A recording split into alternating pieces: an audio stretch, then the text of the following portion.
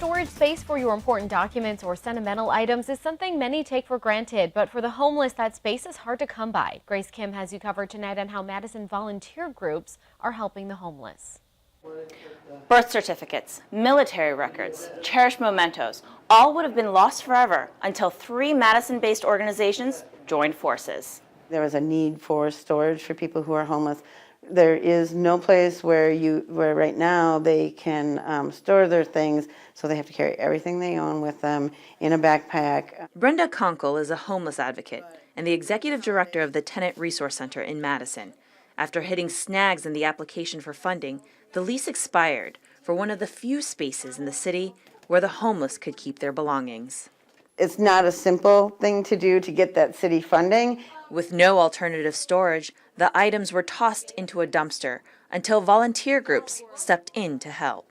I am just so blown away by the volunteers that showed up and jumped in a dumpster and pulled this stuff out. Karen Andro, director of the Outreach Ministries for First United Methodist Church, was called into action, desperately salvaging anything she could. In an effort to get things back to people, this whole situation was trying to rescue items from the dumpster. Items like birth certificates, military documents, personal letters, and childhood photos. But not all was lost. To see that some of the bins had not been thrown in there yet. They were going to be thrown in later that night. We saved those bins, so there are over 75 bins we saved from being dumped.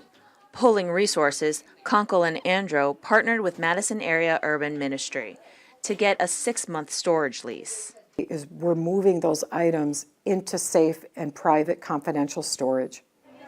The organizations are still looking for volunteers who are willing to store items. To find out how you can help, you can visit us at WKOW.com. Reporting from the Social Justice Center in Madison, Grace Kim, 27 News.